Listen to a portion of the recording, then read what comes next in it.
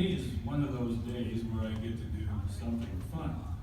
And Robbie usually gives out the Charles Taylor Awards. And Robbie has all the background. He is a wealth of knowledge. And this morning he was telling me how the Charles Taylor Award came about. And I found it very, very interesting because I guess the Wright brothers, when they first started building their flyer, they needed an engine. And they went to several engine manufacturers, and unless Robbie's making this up and make a fool out of me here. Anyway, they went to many manufacturers and they can't be built. And they went to a gentleman by the name of Charles Taylor, who, as Robbie put it, saw an engine one time and asked if he could build an engine for their flyer. And not only did he build it, he built it lighter with more horsepower than what their specs called for. And hence that pretty much was the birth of aviation maintenance. And from that point on, the Wright brothers took all the credit where Charles didn't get anything out of it. So it sounds pretty typical, right? But today I get to honor somebody, and there's one criteria for getting the Charles Taylor Award. You gotta be older. Okay? And this guy is kind of old. And I remember when I was an inspector up there at his company as an FAA inspector, and he was always mad at heck because this was the first time that an inspector was younger than he was. And so he was pretty upset about that for many years. And the other thing you may not know is I used to work for him before FAA, before a lot of things. I worked for this gentleman, and it was probably one of the best experiences I've ever had in my life because it taught me a lot of things about being a person, about taking care of business, about reaching out to people, doing a good job every day. And he taught me the importance of safety, training, and I'll never forget that. And with that, I would like Billy Bob Kyle to come up here. Well, actually, it's William Robert, but I couldn't.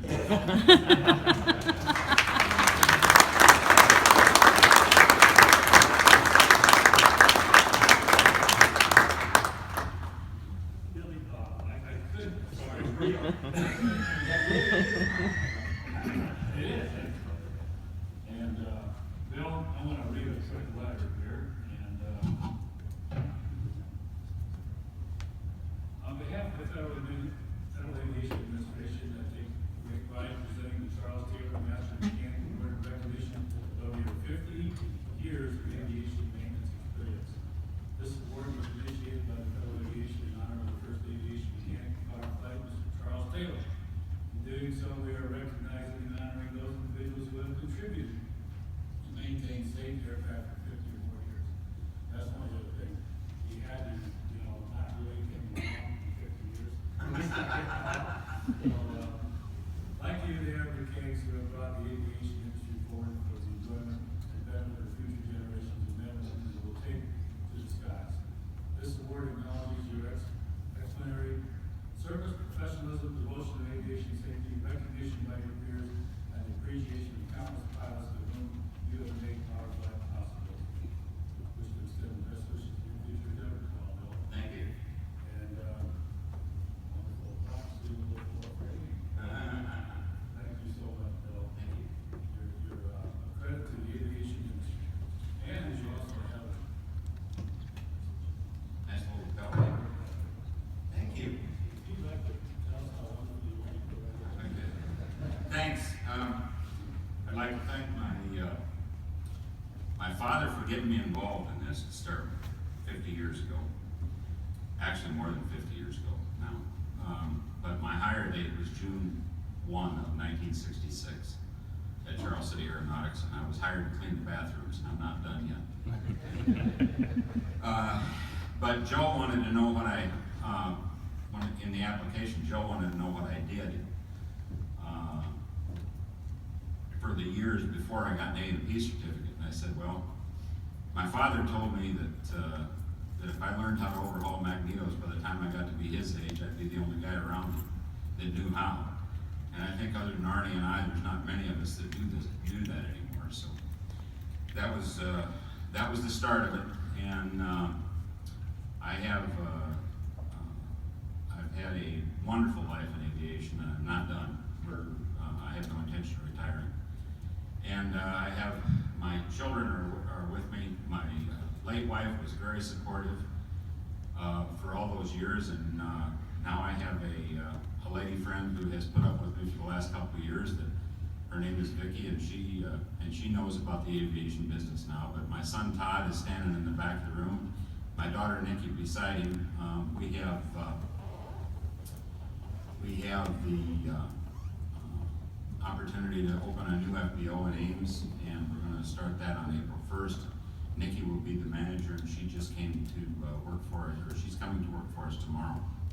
So she's joined the family business. The only one that's not in the family business is the youngest, and she's in medicine, and she's not going to help us.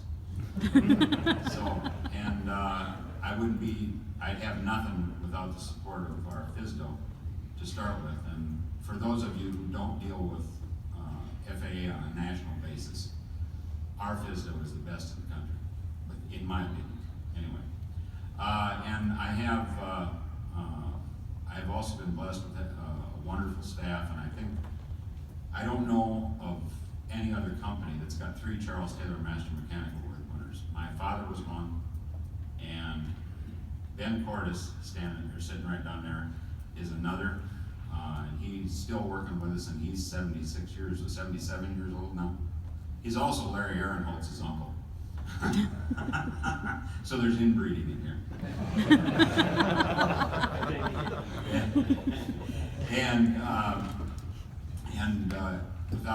Without the people that work with me every day, this would not be possible. And I'd like Mark Bonser, Jim Labor, Ben Cordes, Pat Schwalman, Rick Baxter's hiding back there, and our good friend Alan Ingram that worked with us for a number of years before he went back to the airline, have been very supportive. So I'd like to thank everybody. I know you didn't come here to listen to me talk, but this is a great honor. I think that this is the first father-son combination in the state of Iowa, and according to my son Todd, who did the research, there's only 7 father-son combinations in the country that ever got Charles Taylor. So thank you, everybody, and I appreciate it. I appreciate the award from the FAA.